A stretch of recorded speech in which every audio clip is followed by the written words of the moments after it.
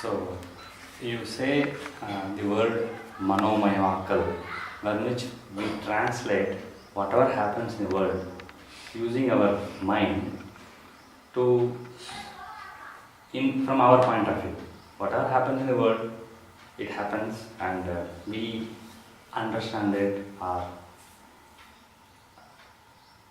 we look it from our point of view, and then we react. And each person reacts differently. Now, you also say about the conscious mind and the subconscious mind. So when I see something, can you tell us step by step, when you see something, then first it goes to the conscious mind, or does it directly go to the subconscious mind, then it comes to the conscious mind?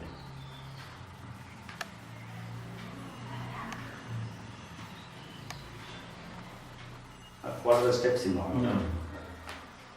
For example, I see a tree. I look at a tree. When I look at a tree, that is a perception in our eyes. So our eyesight is the reason, is a sensory perception. The sensory perception is the first stage. So the image of the tree has been is falling in my eyes, and there the memory reacts. With the help of the memory, I recognize that this is tree. The moment I saw a tree, I recognize it is a tree with the help of our memory. So the memory says this is tree. That way,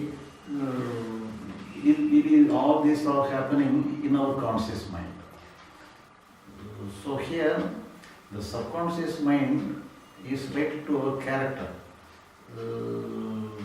Our character may be some that is related to, that is different, but that is not related to the direct situation. In each and every situation, the character is not very necessary, take a predominant role. For example, if I see instead of tree, I see a snake. The moment I see a snake, I recognize it is a snake. So all these things are happening in the conscious mind. When I understand some snake is there, so we have to escape from the snake, or we have to manage with the snake. So for that, some action is required. So when the action is required, the subconscious mind also takes a role. The subconscious mind say, somebody if you are afraid of very much related to the snake, the subconscious mind may induce us to run. So there is some character. Somebody may be in a character, so they are having they are very much afraid. The nature of him is having very much fear. He may have some fear may be there in his character. So he may run. But somebody may not be such kind of character. So they may not run, but they may avoid. They may avoid the way towards the snake. So all these are dictated by the subconscious mind. The subconscious mind is the character. How we have to, in what way you have to behave with the snake. So that is related to the subconscious. Somebody is running, somebody is walking, avoiding the way. Somebody may, on seeing the snake, may fall down in the ground itself. The fear may be very heavy. If he's a snake charmer, maybe you want to catch this snake and put it into a box. Instead of running away, this snake charmer, you want to take the snake and take it for entertainment purpose. But that is, in that case, we cannot differentiate the function of the subconscious mind. So because he is just like seeing a tree. He will not see as a snake as a snake. You look at it, he himself will look at the snake as a tree. So he won't afraid. So the role of the subconscious mind we cannot identify with the snake charmer. So ordinary person is concerned, we can have the differentiate one person to other person. The differentiation is because of the subconscious mind. So does it mean that all the jnanis are like snake charmers? For them everything is like a tree, no emotion attached. So here the role of the enlightened person is different. He may afraid, he may run, he may walk, he may avoid, whatever it may be, but we don't expect that jnani must be smiling with this snake. Don't expect like this. He may be just like another person. What is the difference between the ordinary person or the enlightened person is that he will not find fault with this psychological reaction. He will accept with what his reaction is having, he accept with that. He will take it as a natural reaction he is having. For sometimes we may have some fear or anger or sorrow, but the ordinary person want to be free from the emotions. But the enlightened person will not find fault with any emotion he is having. So he accepts what is having naturally. So when you accept yourself totally, another change will be there. So the ordinary person did not allowing the natural change. So whatever comes will change, but the ordinary person will not know the function of the mind. So the enlightened person know the functioning of the mind, and he allow what is happening. Some sorrow may be there, some good emotion may be there. He will not fight with himself. He accepts what is happening with himself. He is not. He will not maintain any good feeling. So he will be open to his emotion. He will be wide open to his emotion. Some good emotion may come, some bad emotion may, it doesn't matter. But it will go away naturally. Whenever we are fighting with anything, the emotion will get strengthened. Otherwise, all will be just like the floating water, just like the flowing water.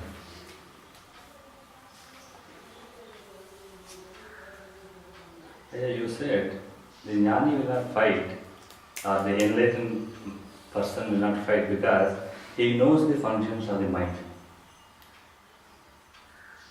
But does not matter. He is knowing all the details and particulars of the mind. Generally he will know the function.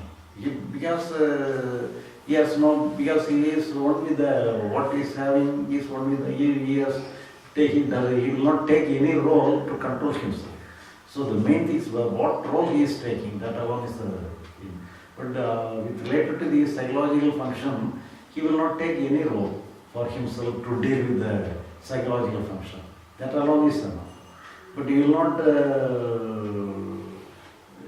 not take any idea, so this is functioning like this or that. He may not know all the details of the functioning of the mind. But in general, he will not take any stand to correct himself psychologically.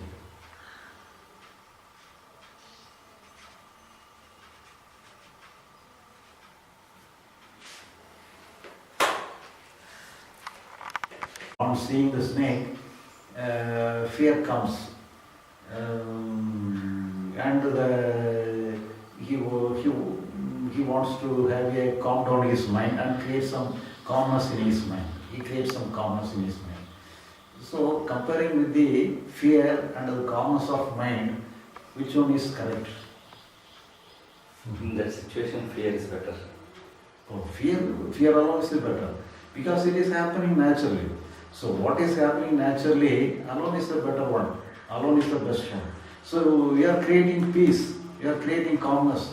So that is created. That is a maintained state. That is not a correct. That is not a natural state. That is an artificial state.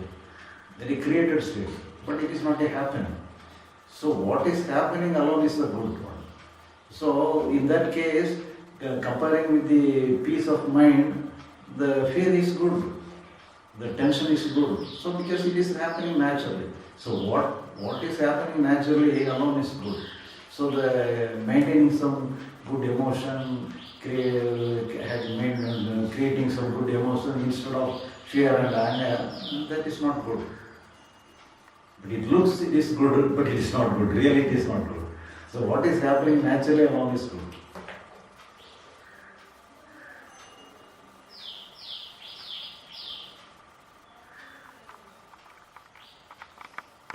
எல்லாத்தையும் சொல்ல முடியுங்க. மறுபரப்புங்கிறது தனியாக கூட பேசிக்கலாம். சரிங்க. ஏன்னா அது மறுபரப்புங்கிறதெல்லாம் உண்மைங்கிற மாதிரி தான் நமக்கு அவைலபிள் ஃபேக்டர் வச்சு அப்படிதான் சொல்ல இருக்கு. ரெண்டாவது நமக்கு பர்டிகுலர்ஸாக நமக்கு அதை பற்றி நான் ஐடியா இல்லை. சரி. உங்களுடைய பிறப்பு என்ன, என்னுடைய பிறப்பு என்ன நீட்டு நீங்கள் கேட்டீங்கன்னு சொல்லி சொன்னால் அதுக்கு நமக்கு ஐடியா சொல்ல தெரியாது. சரி. கேள்விப்பட்ட செய்தி வச்சு இருக்கலாம்னு சொல்லி ஒரு கன்க்ளூஷன் பண்ணலாம். I'll ask the question again, yeah. So the question was, is rebirth or reincarnation real? Do we all existed before, or after death do we come back to our, this world again? Was the question. Can you? So here, it is only some extrasensory perception. If you have developed some capacity of extrasensory perception through some yogic practice or anything, you can have this kind of some knowledge of something. But that is not related to the common ground. So, but according to some details gathered, we can understand, we can presume some rebirth may be there. But when there are certain persons, they are having the experience that they easily come away from the physical body and maintain themselves in the astral body. And once again you re-enter into the physical body. So the disconnection from the physical body permanently and keeping ourselves within the psychological body or the astral body is we are go away from the death, go away from the body. So afterwards, once again we re-enter into a different birth. So that is described by many people. But some people have some experience that they come away from the physical body. So even though they come away from the physical body, they are still existing. So they feel, they can understand that they are existing without the physical body. So that is their own experience. That is their practical experience. And for them, there is no doubt about the existence without the body. So when the existence without the body means some astral body is there. So the astral body again take the another birth in the next.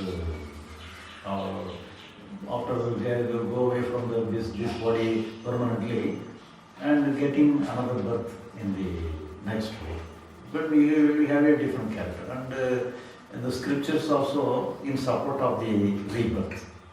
And when we take the new birth, the astral body will lose the previous memory. But the subconscious mind alone will survive and the conscious mind will expire, will disappear. So new conscious mind alone will form, new memory alone will form in the astral body. But that is unimportant with related to the practical way of life. In the practical way of life, how we are functioning with the help of our mind. What is the role of our mind in the day-to-day life? That is a main role within the body.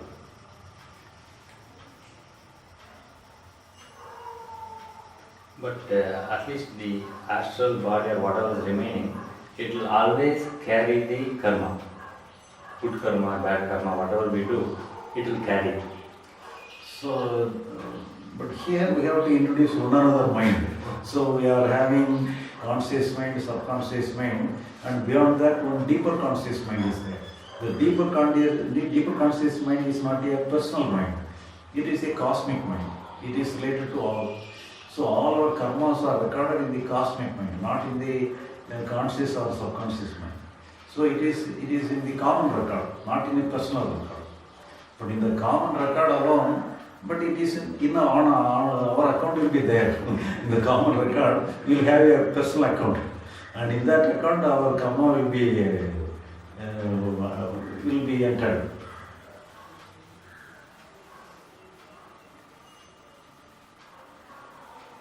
But we cannot prove that, we cannot look into that unless we have some extrasensory perception. But that is not a must, because it is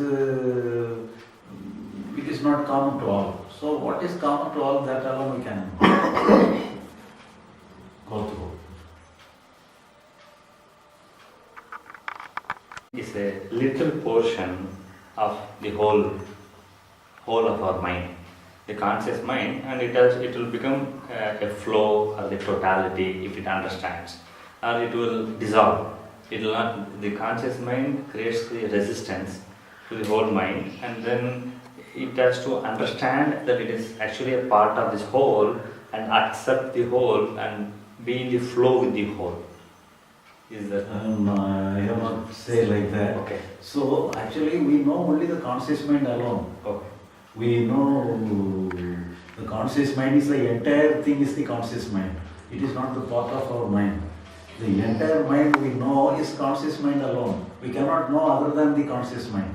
We cannot know the subconscious mind, we cannot know the deeper conscious mind. We know only the conscious mind alone.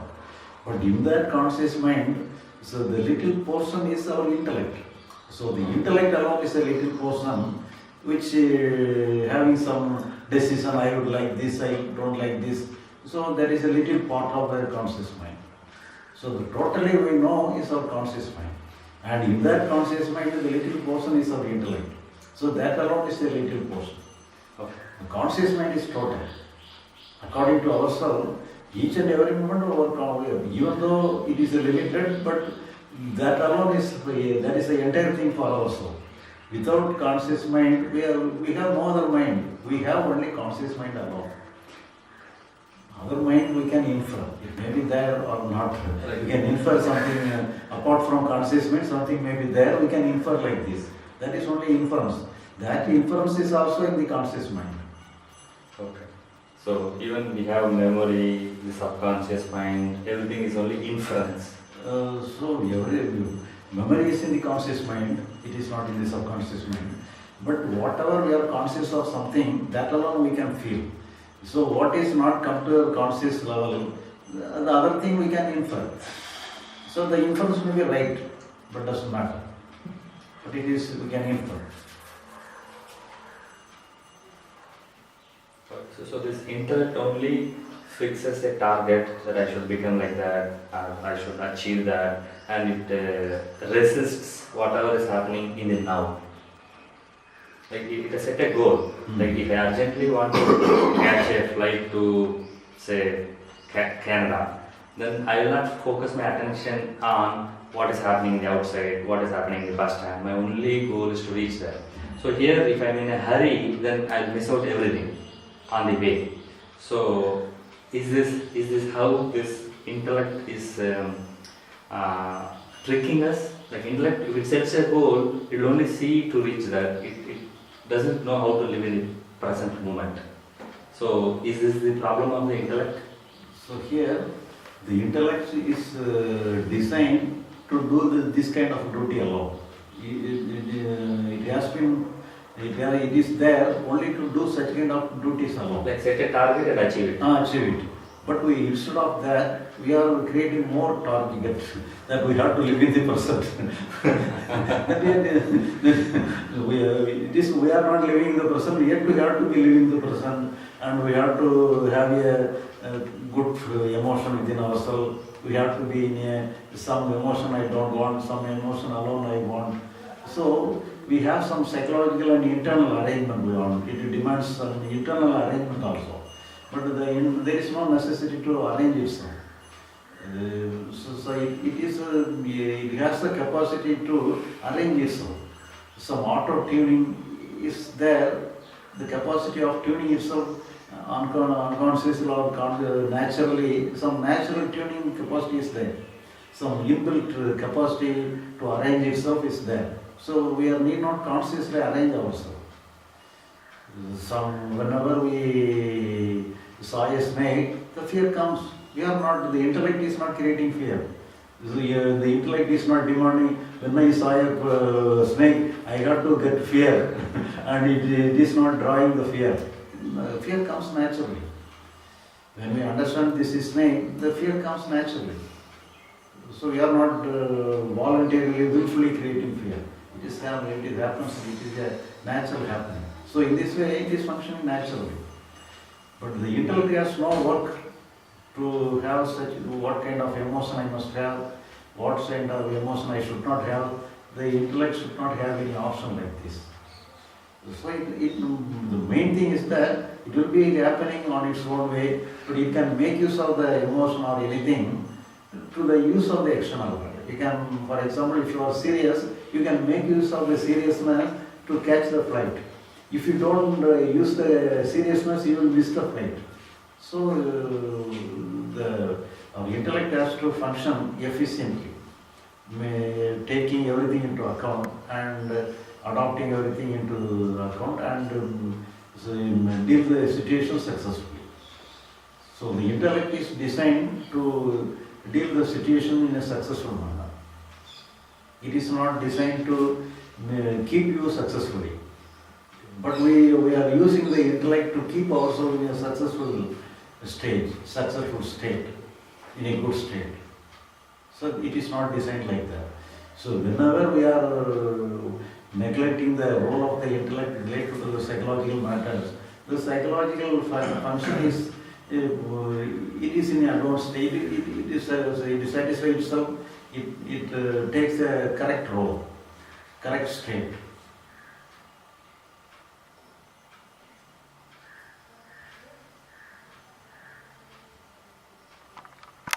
So we are all surrounded by the society, and each country, the culture is different.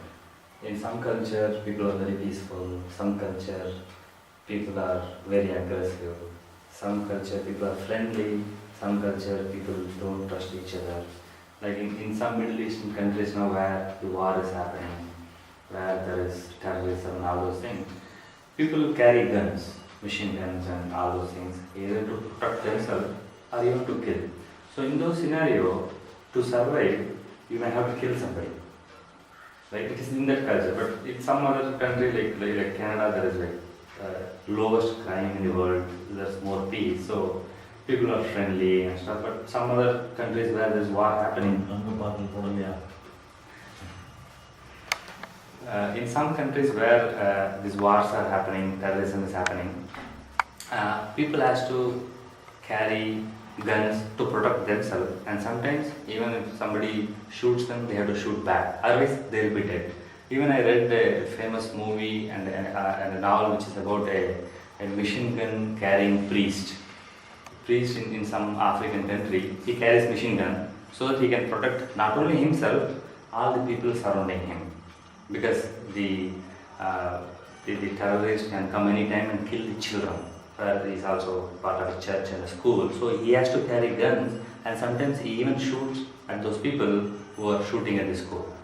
So now, as the cultures are different, even the driving style is different in different countries, and also you have to behave accordingly. But here, at least in India, from a very long time, we have been always told killing is bad. Now let's assume I have to go to that country where there's a war happening, everybody has got a gun, and people shoot easily. So in that country, it's like, what do I do? Like, is shooting okay? Killing somebody okay? Is it bad karma? What is your thought there? So here, whenever you walk upon the road, you have to walk.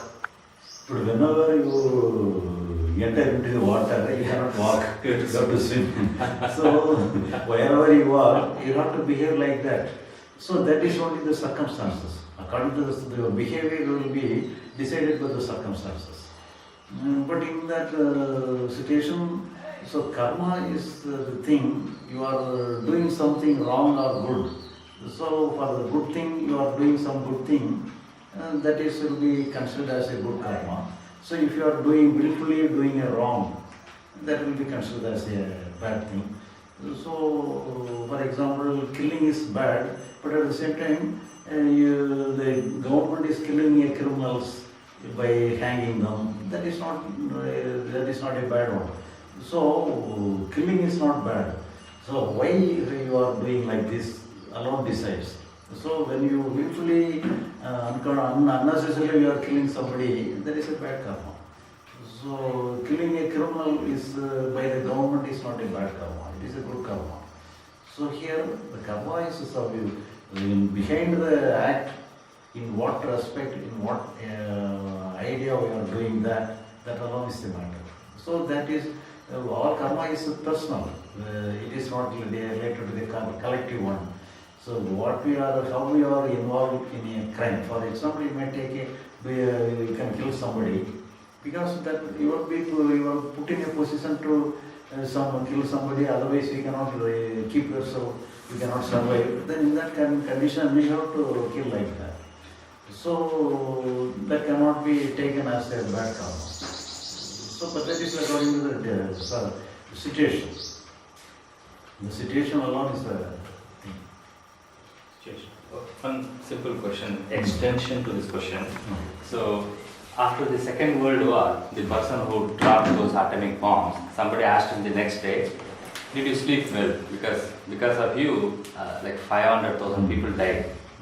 Right? Then he says, I slept well after putting that bomb which killed people in Japan, because I slept peacefully because I completed the task given to me. Task given to me is go there, open the gates to put the bomb, then come back. I'm a military person, so I did my job precisely, then I came back, then I slept peacefully, is what he said. But the action he did killed like 500,000 people. So will it, all this karma of killing someone will goes to him, or to the government, or to the military, or to all of them share this thing? But here it's a difficult question, because he has executed as a duty. Right. His duty, he was entrusted with a duty to kill many persons. So in that case, we are not sure whether it is a good karma or it will be taken as a karma or not. It has to be on various aspects. We cannot come to a conclusion very easily.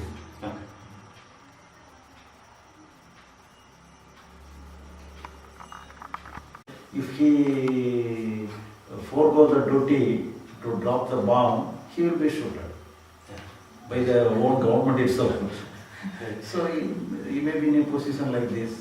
So in that way, he inevitably had to drop the bomb. He had to kill the many persons. So that he was in the duty. But at the same time, when he joined the military force like this, basically he had done a wrong choice. Or that can be considered as a bad karma. He selected the role. Killing profession. Professional. But because sometimes it may be correct, sometimes. So in some respect we can support him, we can have some argument in support of him. Sometimes we may have some argument against him. So we cannot have a clear-cut idea about this.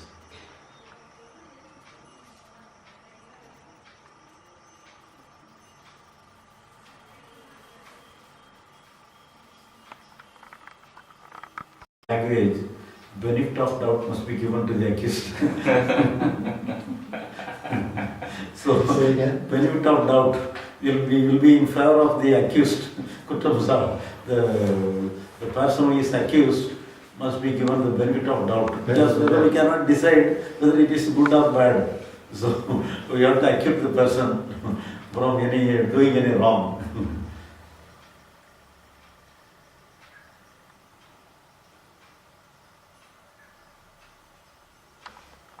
It is the small part of the conscious mind, or This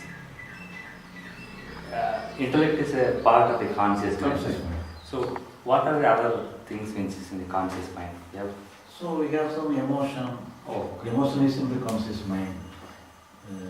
We have some knowledge, some idea about something. right. So it is the knowledge is in the memory, but when it comes into existence, we have the knowledge of something. So the knowledge is something, knowledge, emotion, everything is there, but the decision taking alone is in the part of the intellect. Oh, I see.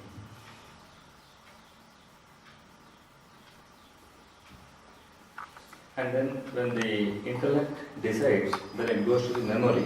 And the next week, if I want to recall that memory, then I will say, okay, I've decided this, let us go with this. Yeah. Everything will, whatever you are doing consciously, will be recorded into the memory. And I just use that memory. Okay, if I Right. decide I want to go to Bangalore next week, today, after 3 days, it just say, okay, oh, I've decided to go to Bangalore, let me go to Bangalore now. Okay, so that is in link. Link. That is So in memory is memory. always link, having some link. If you, some memory you cannot recall, because, so whatever you can recall, that you can make use of that. Something you may have forgotten, for the time being it will be, something will be in your memory. But so after some times, the memory you may have forgotten the thing. So you cannot recall the thing. For example, if you meet some person, he may told about his name.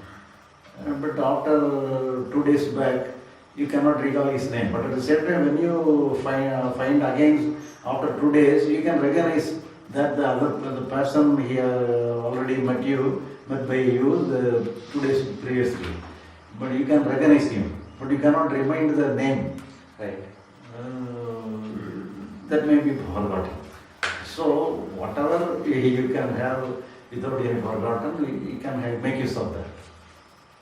Something may be forgotten, but you can recognize that is not forgotten. You have in your storehouse, the recognition part is there. You can easily identify the person is the person who you have met him 2 days previously. You can recognize him, but you may forget his name.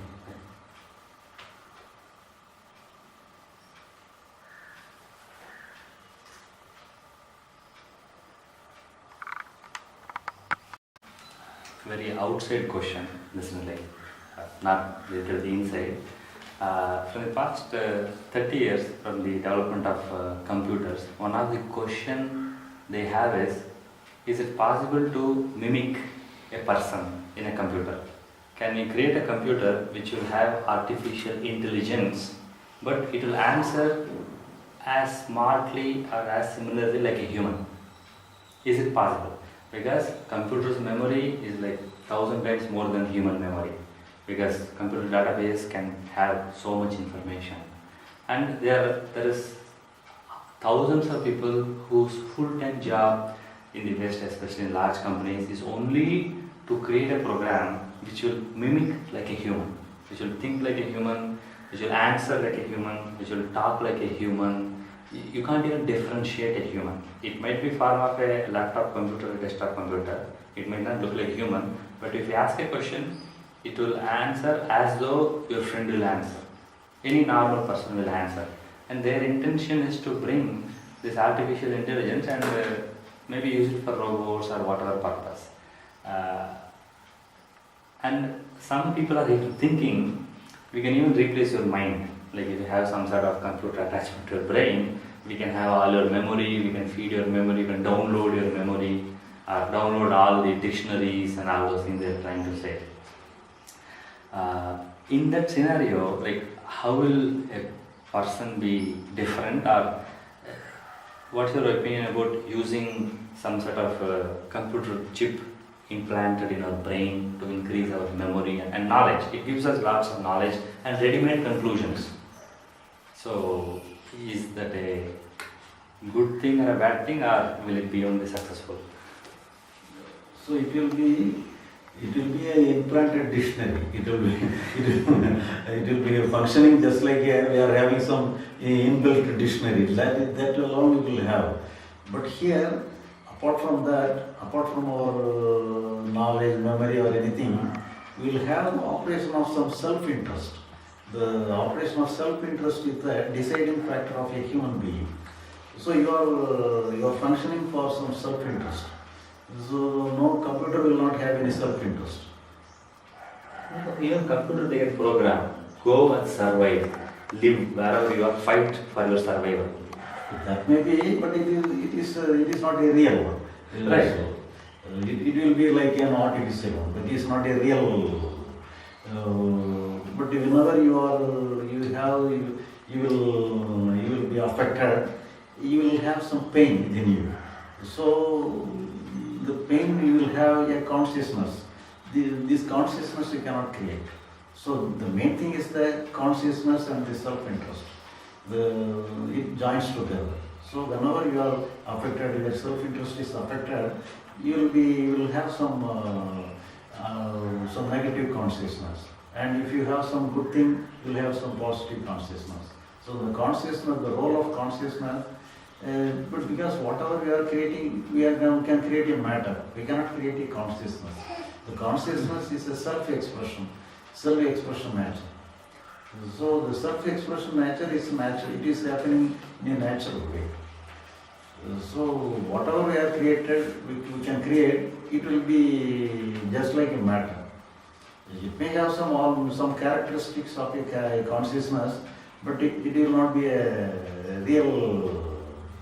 It will not be a real thing.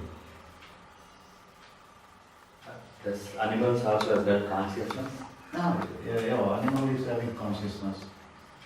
So bodily consciousness is there, psychological consciousness. Even though the bodily feeling is also a consciousness. We are conscious of something. We are having some wound. It is a bodily consciousness. It is pain, having some pain. The pain expresses itself as pain. The self-expression of something is the consciousness. So even animal is having the consciousness. okay, so at least in biology they say in evolution man came from like monkey. Monkeys evolved to become man. So is there any difference between like human being and a gorilla or some other monkey? Is there any difference? So apart from this one, the apparatus of brain has somewhat more development, some developed condition. So we have some but according to the spiritual scriptures, even the brain is also a material. But apart from that, some psychological factor is there. The astral body, the scientist cannot, he will not even accept the psychological body. But that is functioning within the physical body. So that is the role of the spiritual world. So psychological body is something apart from the physical thing, some psychological body is there. That psychological body enters into the physical body and functions as if the physical body is functioning. Like, but doesn't the animals has got any psychological body? Even though the animal may have like this. Oh, so we are no special than animals. Yeah. But only the body alone is somewhat different. The psychological body may be same. For animals? For animal, for example, a man became an animal after the next birth. So within the animal, the psychological body may be same. But only the expression, but he cannot behave like a human being because he was imprisoned within the structure of the animal. So he had to behave with the animal. Okay. For example, whenever, even though you may have some good psychological body, if our brain is affected by an accident, naturally, because it is having some link with the physical body, the psychological body will behave like a lunatic person. So because of the damage happened to the physical body, the psychological body also undergoes some change whenever it is within the body. So if it is component from the physical body, you will be alright. You will not be insane. he became a sane person. So in that case, whenever we enter into an animal, we will behave like an animal. We cannot behave like a human being. So whenever we come away from the animal body, then our body will be in the natural state. Psychological body will be in the natural state.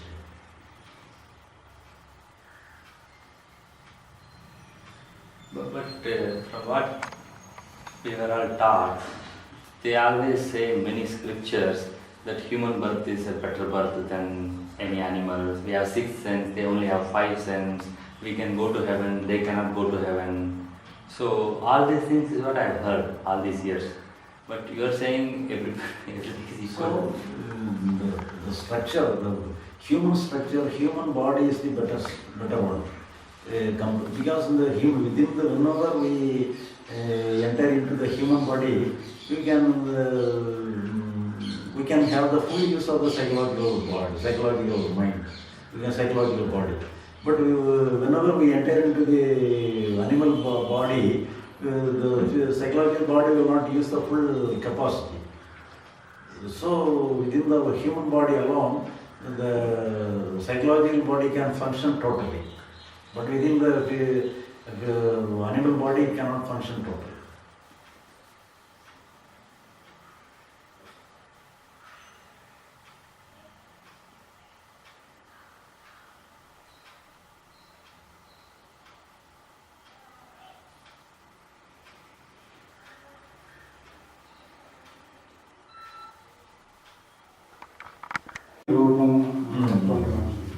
அதனுடைய விளக்கம் சைதன்யங்கிறது consciousness, உணர்வு, உணர்ச்சி. சைதன்யம்னா அதுதான், உணர்ச்சி வடிவில் இருக்கிறோம். பிரம்மங்கிறது பிரஜானம், பிரஜை, பிரம்மம், பிரஜானம் பிரம்மம், பிரஜானம் பிரம்மம். ஆன்மா சத் சித்தானந்தம், சத்து சித்துங்கிறது பிரஜை, சச்சிதானந்த ஸ்வரூபம். அதெல்லாம் ஈஸ்வரனுடைய அம்சம், அது இறைவனுடைய அம்சம். சச்சங்கத்தே நிஸ்வங்கத்துவம், நிஸ்வங்கத்தே நிர்மோகத்துவம், நிர்மோகத்தே நிச்சலதத்துவம், நிச்சலதத்தே ஜீவன் முக்தி. ஆமாம், அது நம்மளுடைய இந்த சத்சங்கத்துக்குடைய இம்பார்ட்டன்ஸை சொல்கிறது. இது பண்ணுறதுனால கொஞ்சம் அடுத்த ஸ்டெப்புக்கு போய் கடைசியில் அந்த இது ஜீவன் முக்திக்கு போயிடலாம். முக்தி நிலை அடைகிறதுக்கு இது ஒரு படிங்கிறது.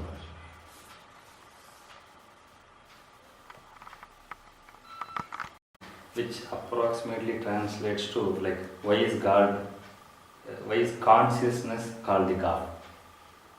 Saidanyam, can use the word Saidanyam. So Saidanyam is consciousness. Consciousness is Saidanyam, Saidanyam is consciousness. The Sanskrit word of consciousness or the awareness is known as Saidanya. Saidanya or Chit or known as Prajna, Saidanya, everything is same. That is related to the awareness.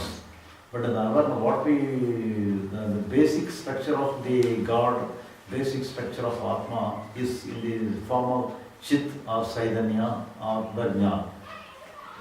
So that is the awareness. But we cannot feel the awareness. But all the consciousness is the expression of awareness. But we feel something. The something is consciousness.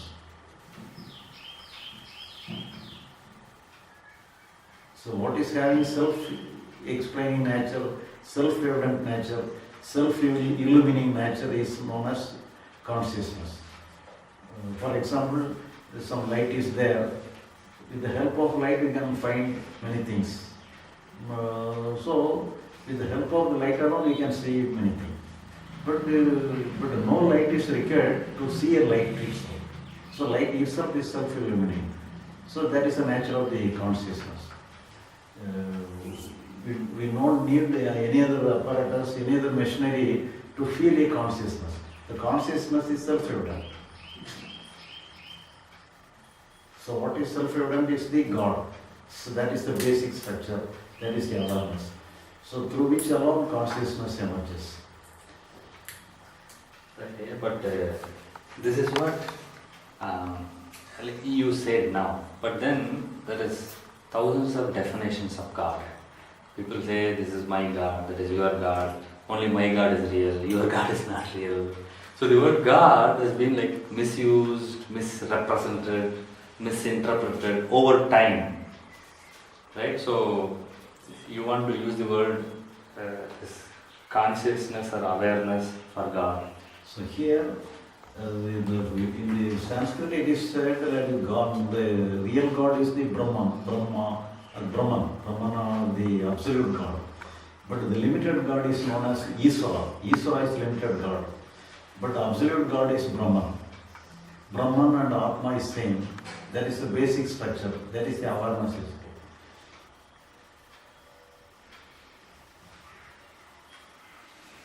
But it is the Isvara is just like a mind. So some character of some mind. So the characterization of mind, that is really the cosmic mind or Isvara is same. But beyond the cosmic mind, the awareness is there. So the awareness is the basic structure. As just like we are having some human mind, the Isvara is having the cosmic mind. He is the owner of the cosmic mind. And we are the owner of our limited mind, human mind.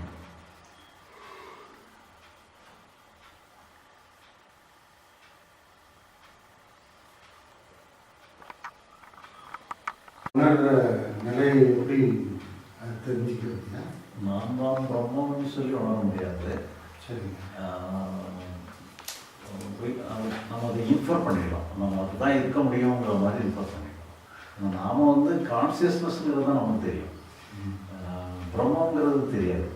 பிரம்மத்திலிருந்து தான் consciousness வந்திருக்குன்னு நம்ம சொல்லிக்கலாம். ஏன்னா நாம் இருக்கிறோம்னா நம்ம இருப்பு நமக்கு தருது. அந்த இருப்பு தன்மைக்கு காரணம் பிரம்மம்னு சொல்லி அது நம்ம இன்ஃபர் பண்ணிக்கலாம். அவ்வளோதான். ஏன்னா நாம் வந்து நம்ம லிமிட்டடாக தான் இருக்கிறோம். நம்ம இருக்கிறது கொஞ்சம் பகுதியாக தான் நமக்கு தெரிஞ்சது. அப்போ உண்மை வந்து இப்போ கொஞ்சம் பகுதியாக இருக்காதுலாம்.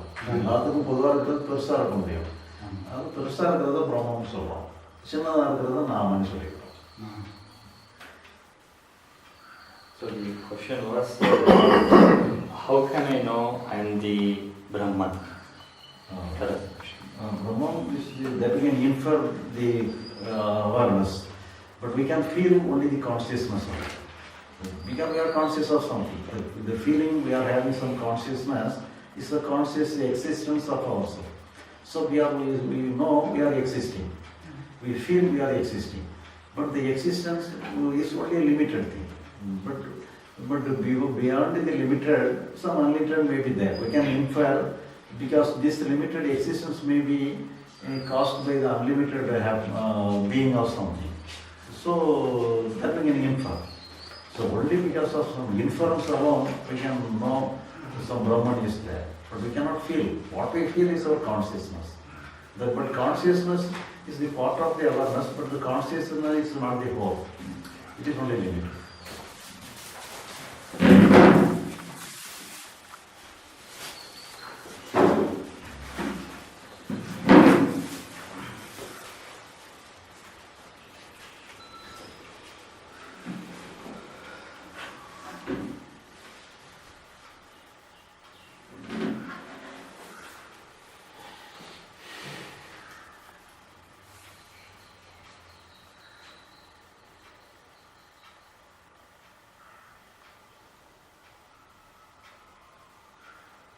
Another science question. It's about outside world. So scientists, based on the evolution, they say nearly a million years ago there was only monkeys, and then from there 100,000 years ago, 1 lakh years, we the human came. And one of the strengths was we developed the tools to either create fire or cut this thing, and we developed the tools of communication. The language developed slowly and the communication, and only after that we become very sophisticated human beings, where we use tools to do everything, machines to do stuff, and we communicate each other and all those things. So if you go back 100,000 years ago, where we are always innocent human beings, just like any other animal, but we know at least how to speak better and all those things. Like maybe we are in monkey, we are in trees, then we started walking on the ground, started doing farming and all those things we are doing. So if we go back to 100,000 years ago, when we were monkeys, are better than chimpanzees or gorilla, like apes and all those things. At that time also, did our mind was so complex, like subconscious, unconscious and conscious, or did this develop in the past 100,000 years only? Here the evolution is possible only in the case of some body. Right. But some psychological body may have some different role.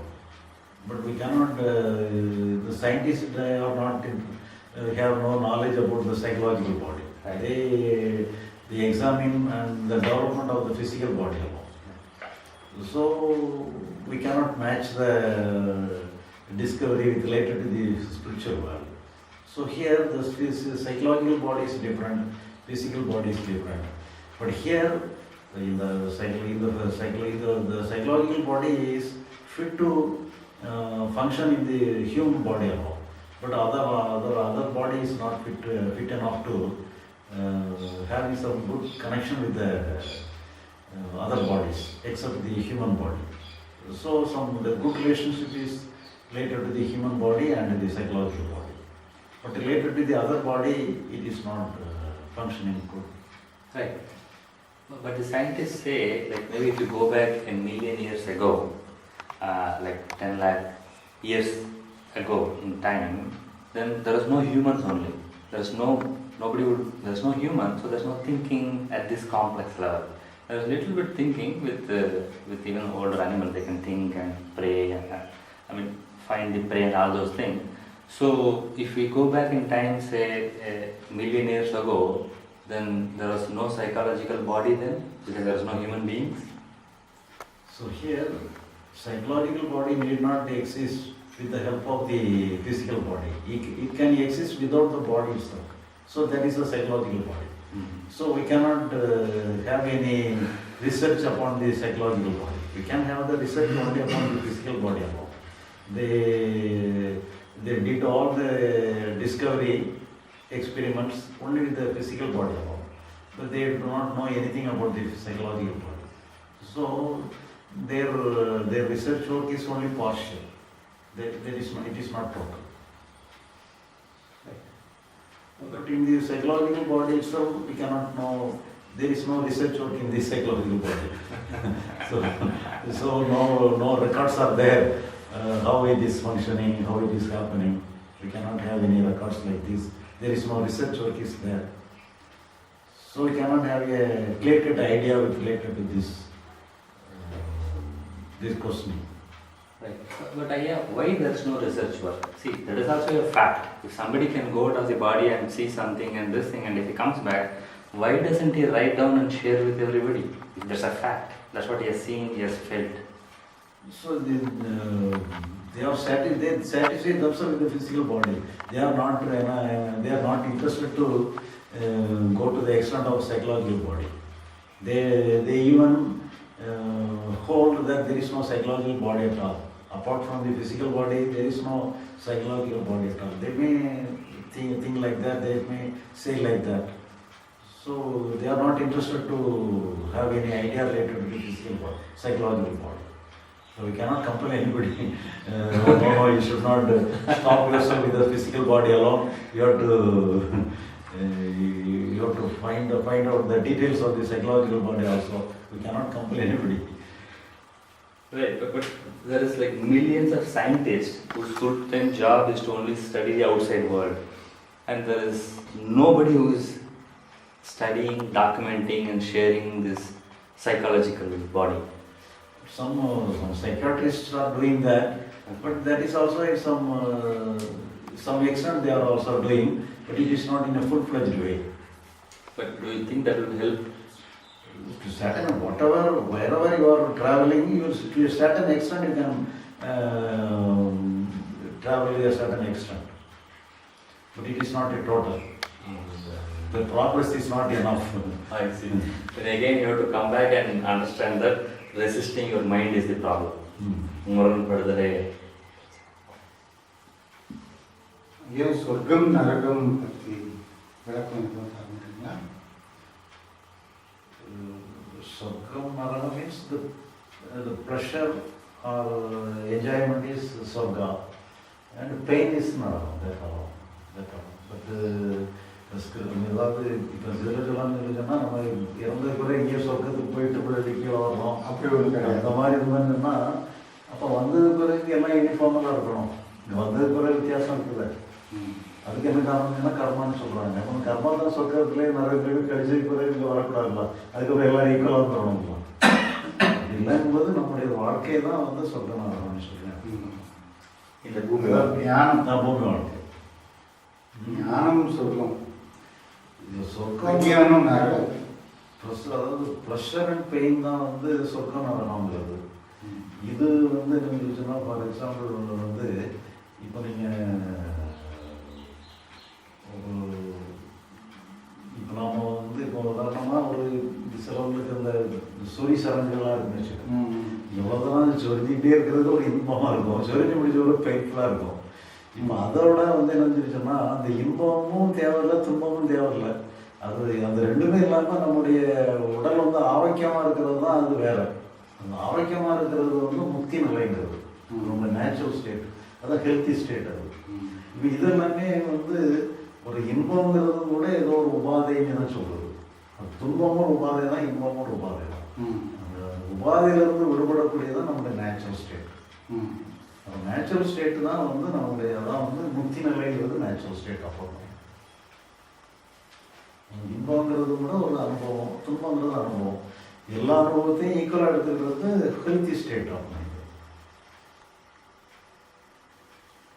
I'll ask that question again. So the question he has to ask, like, what is hell, what is heaven? So here the pleasure is the heaven, or the pain is the hell. But everything is related to the human world.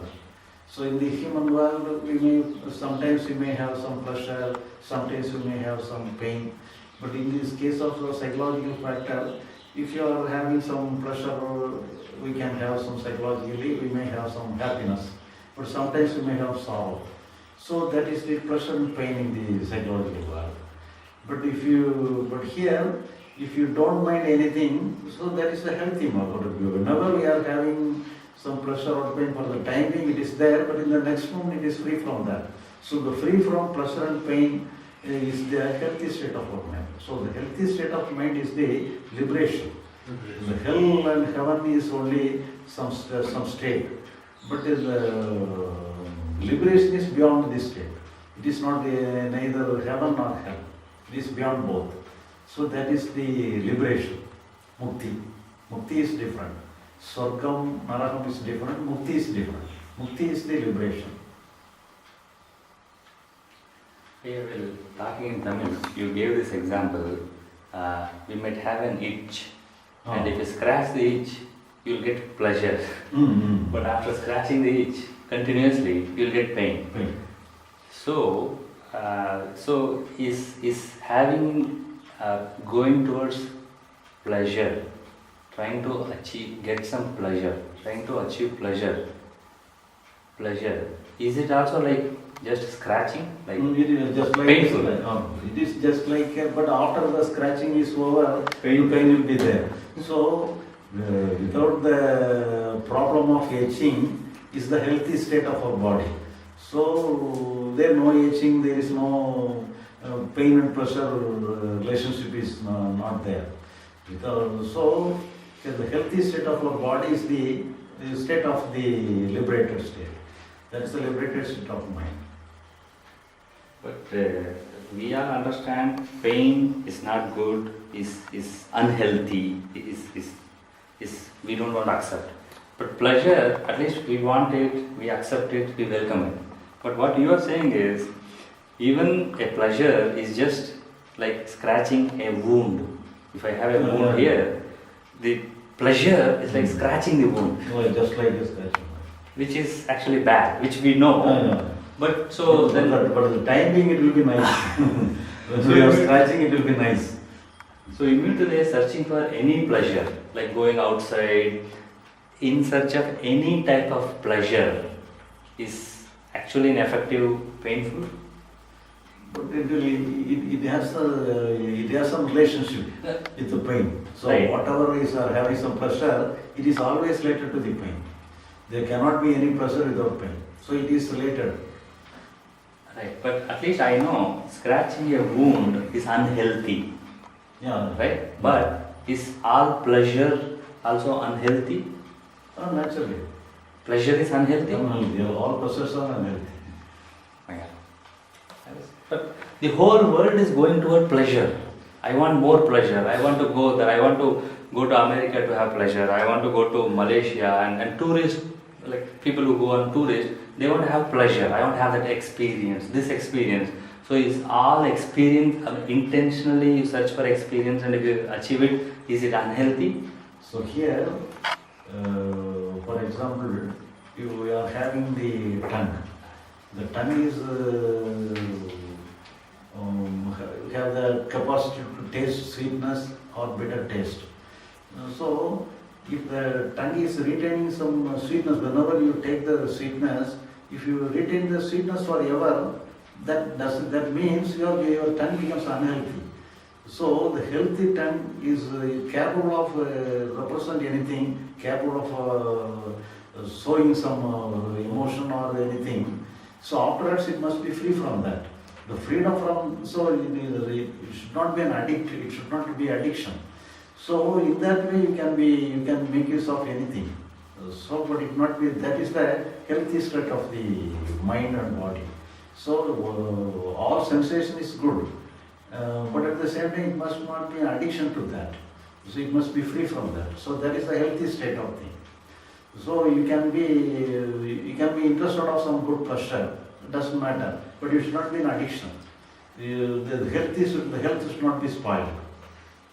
So whatever we are having some taste of goodness, some sweetness, it must be there. But in the next moment it must be free from that.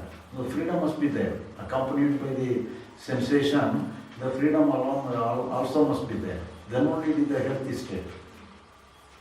So the healthy state alone is considered to be the liberated state of the mind, or liberation, mukti or anything.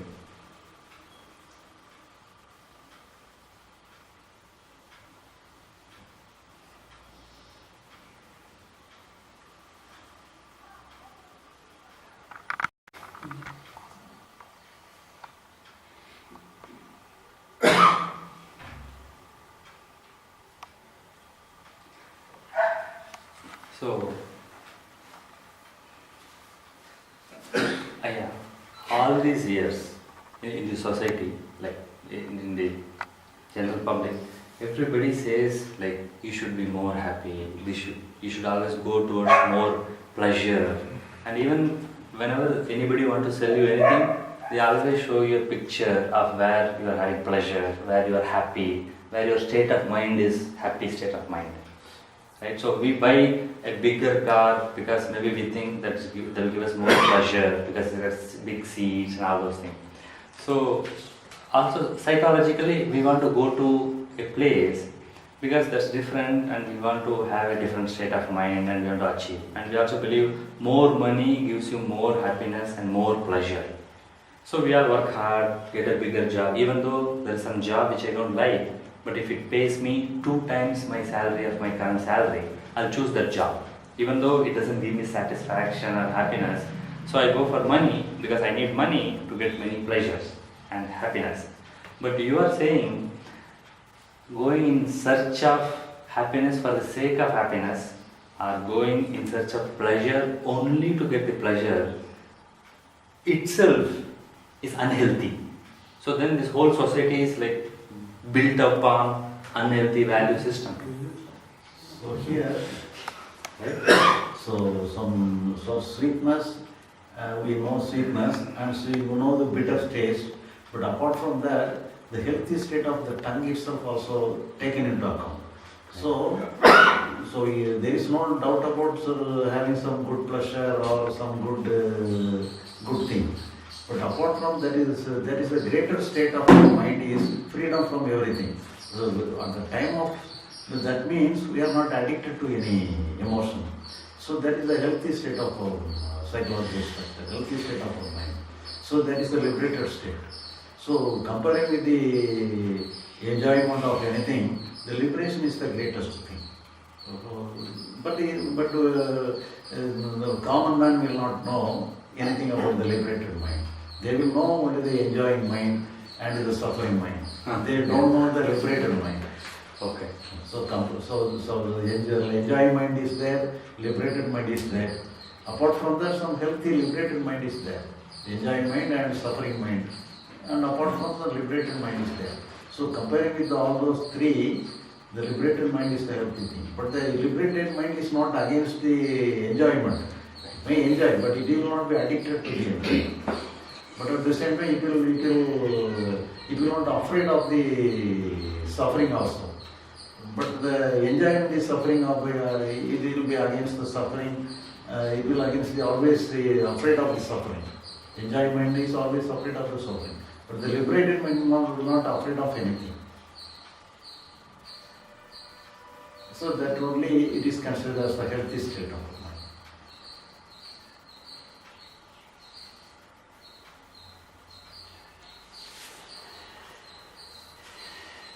And if we able to give a clear picture of the three dimensions, what is the healthy state of mind, what is the enjoying mind, what is the suffering mind, if you have a clear picture of the three dimensions, everybody will choose the liberated mind, Right. naturally.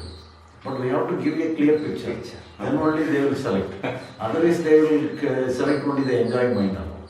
Right. But even you are saying the enjoyment mind, the enjoyment itself is unhealthy, and always there's a pain which will come next to the pleasure.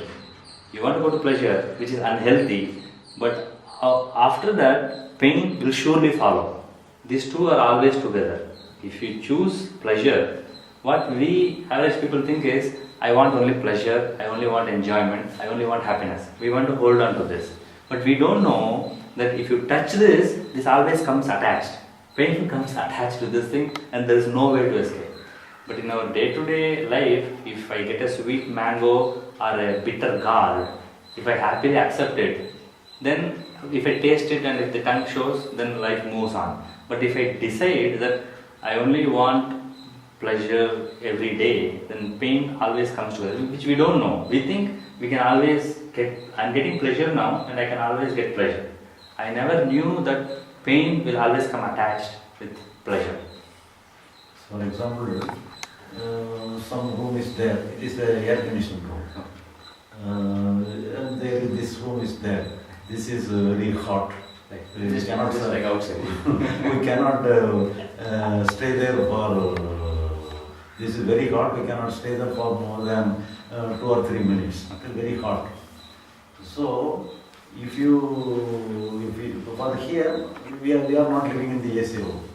We can go to the hot room and stay there for 2 or 3 minutes.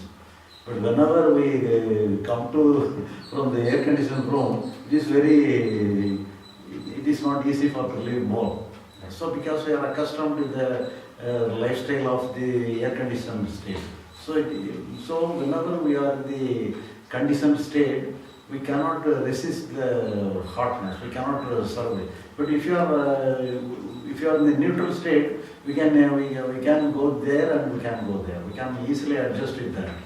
So when we are accustomed to the AC room in air conditioned room alone, we cannot easily adjust with the ordinary this kind of hot room. So the neutral state is the best state, comparing with this state.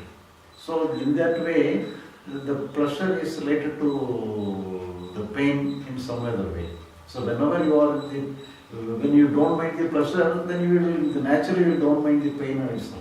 So when you are very serious about the pleasure, then you will be in that extent you will be against the pain. So in that way it is related to the pain and pleasure is related to the same. So they are always connected and they always come together, but surely will come. Like Yeah. even Your mango example itself, when you consume one mango, it will give pleasure. And the law of diminishing marginal utility will come to action when you take the second mango and third mango, and then you will get dysentery. That is the thing. Happiness also, when you go on consuming the happiness, the result will be sorrow. That's what he is saying. Don't be attached with any kind of happiness or sorrow. Be liberated from both things. You have a tasteless tongue, so that you can taste both. That's the fact, Mr. Sir want to say. But what my mind is tricking is, today I'll eat a sweet mango, tomorrow I'll eat a sweet banana, day after tomorrow I'll eat a Yes, sweet you are pineapple. liberated. You are liberated from sweetness for one day. No. Because of that, you are able to taste the second ripe mango also. No. Let's assume there is 365 sweet fruits. And if I decide, I'll eat one every day. Every day. That's Only the one? No, every day. Right. If after consuming the mango, you are giving a gap. That Yes. is the liberation state. Okay. Because of that liberation state, you are able to taste the mango next day. Could you follow that? Yes. No, but the thing is, I'm choosing sweet. That is going to be painful. I don't know. My mind is tricking. I can choose pain, pleasure, and I can always have pleasure. I always want pleasure, and my mind is tricking. I can get pleasure always, because if I have money, I can get pleasure. That's what my mind is thinking. But you are saying, whatever way you achieve pleasure, pain will always be attached to it. There's no way, no exception, we can escape from getting pain if we decide on pleasure. So that's why we are advising the neutral state. Right. So that is the liberated state of mind, liberated state of the tongue. Right. When we having the liberated state, we are keeping our tongue in a liberated state. We can either select this good thing or bad thing. So in the next moment it is free. It is always free. Then only you can have the expression of the sweetness or bitter taste. But I was not knowing that these two always go together. I thought if I work harder, I can always get pleasure till my death. Is what I was thinking. So everybody is thinking like that, then only they are after the pressure. They can, on their back, the pain is waiting for them. They are avoiding the pain to the careful, to the maximum extent they are avoiding pain. They are sure that the pain is waiting for them, but they try to escape from the pain. To be successful, you may escape, but anytime you can fall in the pain.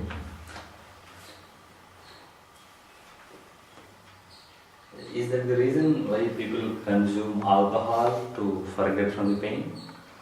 So the alcoholic, they like the feeling, they like the emotion of the alcoholic expression. It will create some intoxicant. They like intoxication. Because The intoxication itself is a pressure. it's a relief from the pressure. It itself is a pressure. Pleasure. It takes a pressure of the alcohol. So they are, but the situation is not a good, there they cannot have any pressure. So they seek the pressure of the alcohol. And why is alcohol pleasure? So there is no necessity to the change of circumstances. For example, you may have a loss in the business, and you cannot get but at the same time, if you regain the loss, if you separate the loss, you can be happy. But whether you regain the property or not doesn't matter. If you take alcohol, you'll be happy. So regaining the property is not necessary. Okay. Without regaining property, you can be happy through alcohol. So alcohol is one solution for all problems. All problem. So that is the reason people That is go for- the reason for alcohol. Oh, so this. So it is an artificial inducement of the nervous system. So the nervous system functions in a different way, in an artificial way. We are inducing the nervous system of the body, and thereby we can have some different kind of pressure. Okay. So instead of mind becoming happy, Ah. we are making the nerves only to be happy. Make the nervous system in a happy state.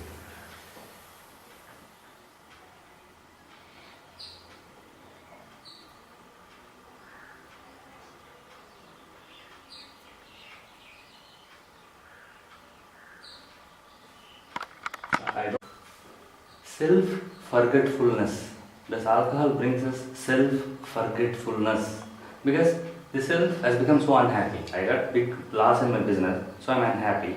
So I want to forget myself. So I go to intoxicant, which may be alcohol, which can be some other type of any drugs, so that I forget myself. Is that the purpose? No, you will not forget. You may have everything in your mind, but you will, because you have your nervous system, you will have some different vibration in the nervous system. You will be, you will not be afraid of the loss or anything. You can be very confident with anything. I can be anything that you can have a different kind of confidence. Because of the activation of the alcohol, you will have a different kind of confidence. Right, but it's only inside the mind. Inside the mind. So And inside the the body. mind, but only because of the effect of the alcohol. But the effect of the alcohol is over, you will once again in the problem. But you have to Face the reality. I don't you have to get the alcohol or anything.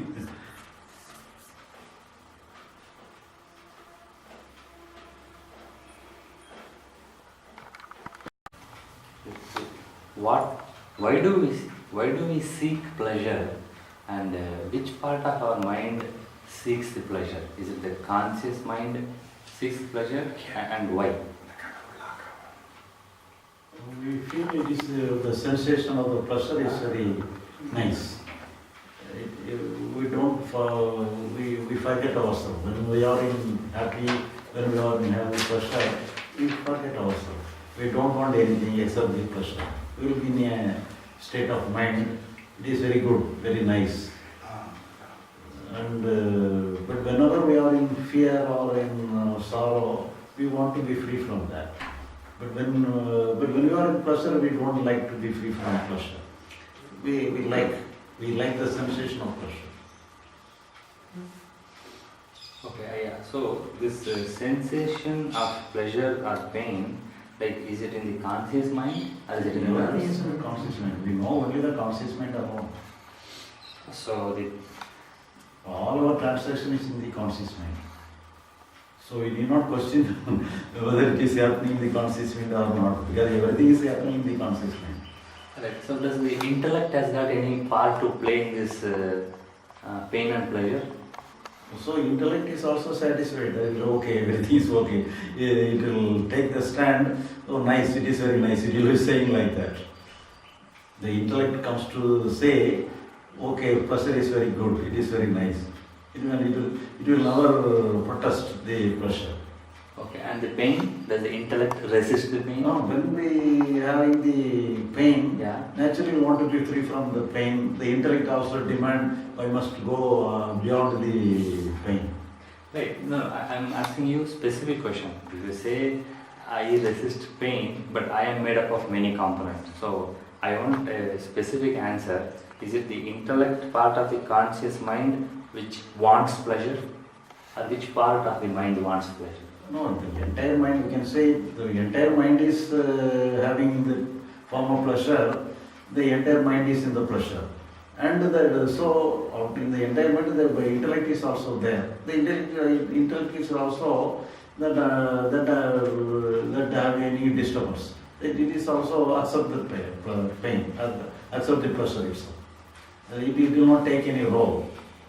It will find itself without any role. So does the intellect has got any responsibilities in pain, pleasure, or nothing? It may seek pleasure. So intellect seeks pleasure? It may seek pleasure. So without the help of the intellect, how can you go to the pleasure? You can select this kind of pleasure I want. The intellect alone is decided.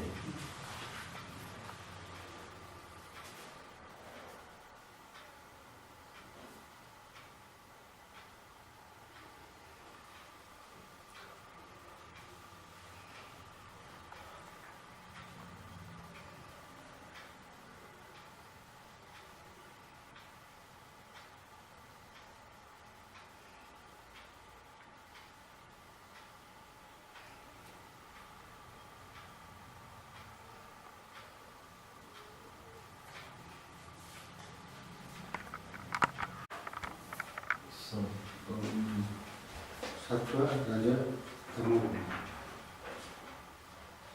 சத் அதாவது ஒரு ரஜகுணம்னு சொன்னால் செயல்படணுங்கிறத ஒரு வீரியமாக உள்ளது வந்து ரஜகுணம்னு சொல்கிறது.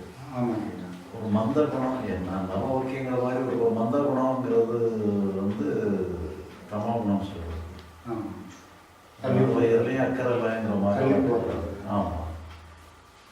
சத்துவகுணங்கிறது வந்து கொஞ்சம் அறிவுபூர்வமாக செயல்படுறது வந்து சத்துவகுணம் சொல்கிறது. அறிவுக்கு வந்தால் தான் செயல்படுறது வந்து ஒரு ஜென்டில் அண்டு ஒரு பொலைட்டாகவும் அறிவுபூர்வமாகவும் செயல்படுறது வந்து சத்துவகுணம் சொல்கிறது. இதில் வந்து என்னன்னு சொல்லிட்டோம்னா இப்போ இதெல்லாம் முயற்சிகளான்ட்டு வரும்பொழுது சத்துவகுணமாக செயல்படுறது வந்து நம்மளுடைய டெவலப்மெண்ட்டுக்கு நல்லதுன்னு சொல்லுவாங்க. ஆமாங்க. மற்றது வந்து இது வந்து கொஞ்சம் அறிவுபூர்வமான இயக்கங்கிறதுனால ஒரு முன்னேற்றம் கிடைக்கிறதுக்கு வாய்ப்பு இருக்குன்னு சொல்லுவாங்க. மற்றதெல்லாம் வந்து நம்ம வந்து கொஞ்சம் அந்த வேகங்கள் அந்த இமோஷனுடைய வேகத்தில் போயிடுவோம். இதில் கொஞ்சம் நிதானம் ஏற்படுது சத்துவகுணத்தில். நிதானத்தில் வந்து கொஞ்சம் முன்னேற்றம் ஏற்படுது.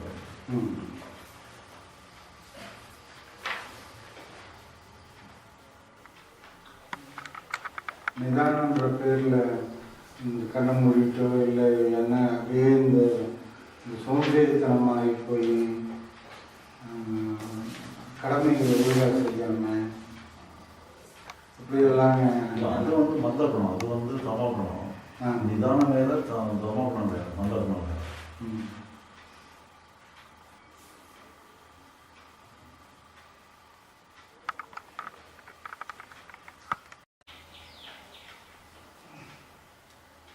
நீங்கள் வந்து எல்லா குணமுமே வந்து நம்ம அந்த குணத்தெல்லாம் எடுத்து போராடணுன்ற அவசியம் இல்லை.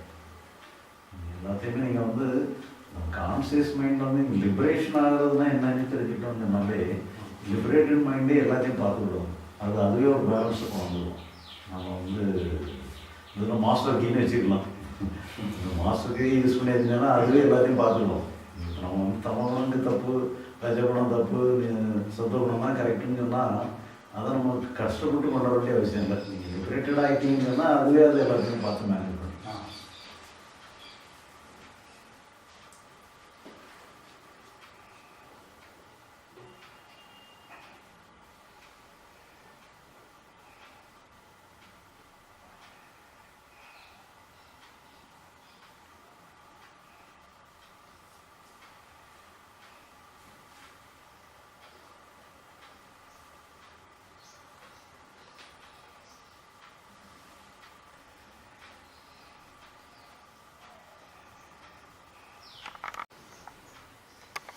Yeah, not really.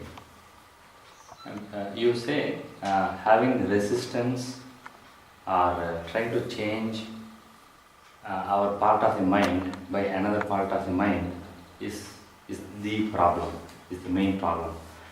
Part of the mind thinks that there is another part of the mind which it doesn't like or which is not happy, is sad. So it tries to struggle to change the other part of the mind. Now, is there any way we can see this? See this in the sense, like we all have blind spots, but we don't know we have blind spot. For example, even while driving a car or even with our eyes, we have blind spots. So, is there any way you can show some light or make us, by giving more examples, that it is impossible for the mind to control another part of the mind? We always think, I can, if I don't like the color of this house, I can repaint it. If I don't like my car, I can buy another car. If I don't like my shirt, I can buy another shirt. In the outside world. But inside world, similarly, I think if I have a bad thought, if I have a thought which I don't like, then it is, I also think it is possible to change, but you say it is impossible to change. Like, for example, if somebody asks you to lift a 500 kg weight, it is impossible to lift, I know. But here, I do not know that it is impossible to change one part of the mind by another point. So can you give us more examples for us to easily and clearly see that it is impossible for one part of the mind to control another part of the mind. So here, not impossible. I know instead of using the word impossibility, that is the unnecessary work. For example, you are writing your name in the ground or paper with some spelling mistake. You have to correct. But if you write your name upon the water with some spelling mistake, you need to correct the spelling mistake. It will go away naturally. So you have to understand. So whatever you are having in your mind, moment by moment it is going away. It is gone away.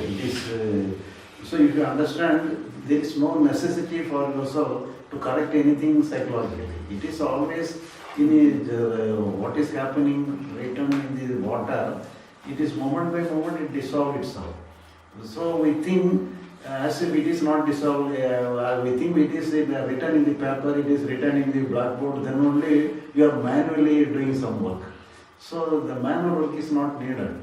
Naturally it will be away without your work. So you have to understand no work is needed. So this understanding will help.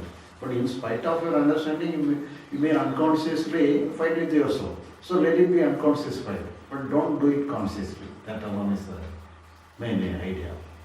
So, for example, whenever you are having some fear or sorrow, naturally you want to be free from that. That is a fight within yourself. But let it be unconsciously. But consciously, but in the next moment you will be conscious of your unconscious fight. When you are conscious of your unconscious fight, then you can understand there is no necessity to correct yourself. So that the understanding will operate. So if you know no work is needed and you unnecessarily is trying to correct yourself, unnecessarily correcting the spelling mistake of the water, then that is not necessary. Okay. I understand the example, that it is the quality of water to have the waves continuously. Whatever I write, I understand the example. Can you give us one more example of the quality of the mind where it is impossible to fix the happiness? It will keep coming, it is not under our control, it is unnecessary to try to change it. Can you give one more example? Each and every emotion is only the momentary expression. That is the nature of the mind. If no expression is more than a fraction of a second, that is the nature of the mind. So that is the science. It is not an example, it is the science of the mind.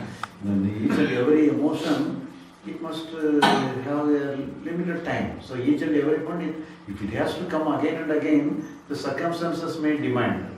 So with the demand of the circumstances alone, you may have a similar emotion again and again. So otherwise, whatever comes, disappear naturally. So that is the science behind that. So all emotion is momentary.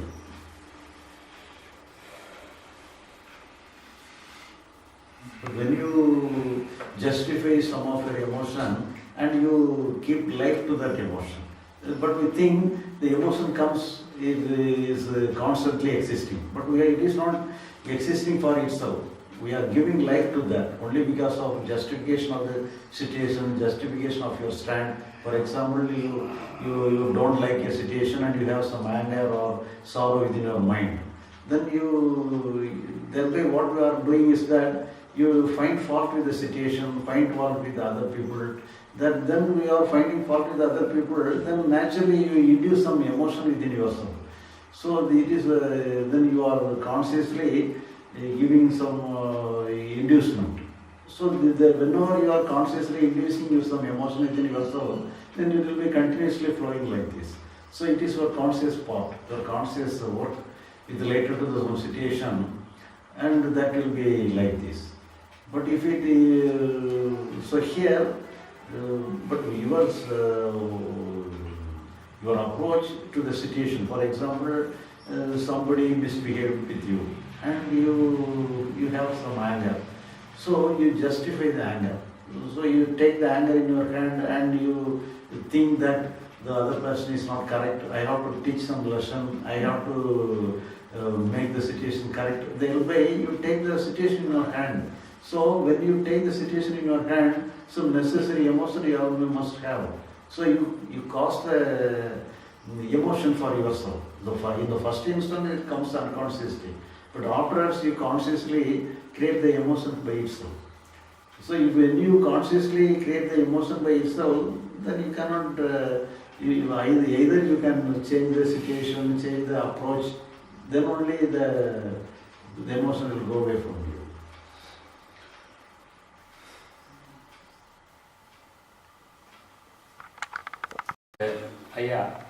So whenever the thought comes automatically, it brings emotion also. Like just if I'm sitting here, I might think about a friend who has insulted me. The thought will come, then anger will come, unhappiness will come. So this will come. But when this comes like this, Yeah. so immediately your intellect take the charge of the emotion, Yeah. and you remind with the fact he has insulted you like this. Right. Then you once again you consciously thinking whenever you saw him again, Right. I will teach him a lesson. If you think like that, the Right. emotion will be accumulating. Right. So if you, but here your decision gives some strength to the emotion. Right. If you do not involve such kind of decision like this, the emotion comes and whatever emotion came, it will go away naturally. Okay. If you do, but otherwise, if you have an idea that whenever I see him again, I will show some emotion, I'm going to fight with him when I saw him again. If you think like that, the thinking will create more emotion. Right. So here what you have to do? So whenever you are thinking like that, the thinking will create some emotion because this is happening consciously. Right. But at the same time, if you decide, if you are not thinking like that, the very moment you have the thought about his insulting, then you will have some anger upon him. But you don't take any decision to have some revenge upon him, whatever the emotion came will go away naturally. But whenever you give some renewal by thinking like that, you are renewing the emotion itself. So your conscious action involved here. Right. So does it also means that I should be without any emotions in my relationship? So here, whatever it be, either if you select that you have to give, if you pay some revenge upon him, the very decision to take revenge upon him creates some energy. So you will have some energy. Whenever you take some energy, you will naturally create some energy within yourself. Whenever you decide like this, some energy will come. So either you have to solve in some other way. Doesn't matter, we have to forget that. Anyway, you have to solve in physical manner also. You have to come to a decision, come to a stand. Then we need not do anything about him. Right. Then only you will not have any idea to have the emotion like this. Okay. So I have to make a conscious intellectual decision. And I have to end it. That, okay, he has insulted me, okay, it is done. Now I will not bother about it, I will not remember about it, it is over. No. So if you take a decision that you have to do something against him, so the very decision will create some energy in the form of some anger or anything. Is it like same case with happiness also? Like if I have another friend, meeting makes me happy. So if a thought comes, I am happy. So this also I should not continue the imaginary happiness. So everything in the same rule, but if you repeatedly like this, it will also not lose its the effect. But thinking a happy thing will not be always happy. It will again and again if you think the same thing, it will also create some boredom. Sometimes it may create happiness, sometimes it may create boredom itself.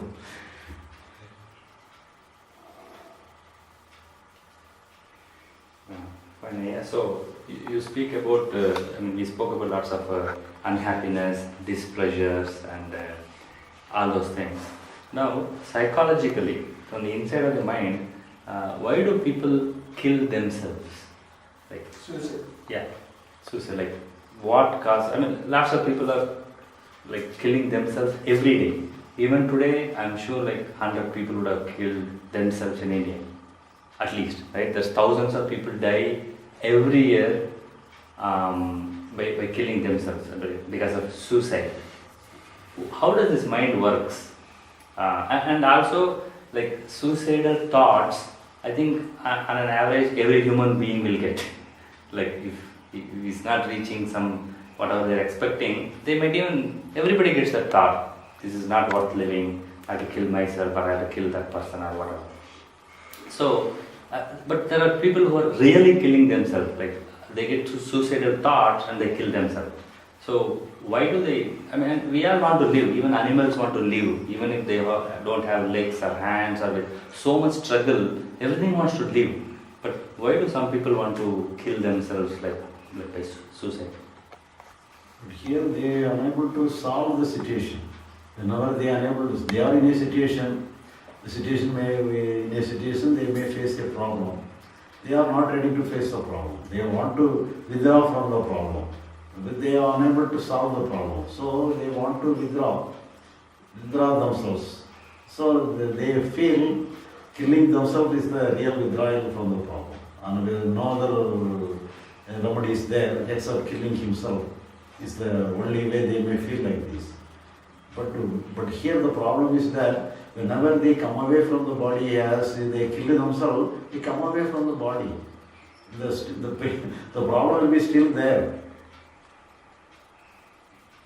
But whenever they are in body, they can to a possible extent solve the problem. But whenever come away from the body, everything they will know the problem is there. They are not away from the problem. But why do you say they cannot face the situation? Like, is it inside or outside? Outside. But outside situation, let us say somebody wants to get state first rank, or at least pass. Like they want to score a pass mark, and every year in newspaper we see after this SSLC result is announced, few people kill themselves. So don't they? So in that example, like somebody wants to pass their 10th grade, 10th standard, but they fail and they kill themselves. So what's the situation here? Like there are so many people in this world who have lived successfully without passing 10th grade. So why should this person kill himself or herself? So the person is not ready to accept the situation. I have to be in a first rank. I don't like to be in the second rank. So I dismiss myself. Is it like so simple? Their working of their thinking of their mind alone is like this. Because I cannot be in their situation. I should not be in this situation where I must be in the first rank situation. I should not be in the second rank situation. So they think like this. So they dismiss their existence itself. But they cannot dismiss their existence. Even though dismiss their body, but their existence will be continued. Yeah, but then, because everybody is in a flow, and there's always mano-laya, mano-nasa, mano-laya. Imagine it's a fact that they did not come first rank, but then will not the thought go away after 2 minutes? But they are not having the idea about the salvation within the mind. They know the external situation alone will solve the problem. The change of the situation will solve the real problem. But they do not know the psychological solution. They know only the external solution alone. They rely upon the facts alone, external things alone. They do not rely upon the psychological factors. So if you have any knowledge about the psychological factor, they will not go to the extent of suiciding. Because in the external world, there are so many things which we cannot change. Right? Just because I can't change if I kill myself, survival is tough. We have to accept the fact that everything is not as expected. So their lifestyle is such a way then only they are selecting this way of suicide. Okay. So their lifestyle is not good. But even lots of successful people are very adamant. Like they decide, my company should be very big, and they work hard and will make big also. But here, that's the capacity to accept the failure is a must. It is the way. So, accepting pressure is very easy, but accepting the failure alone is the greatness. So, if you have the greatness of accepting failure, then that will be the good state.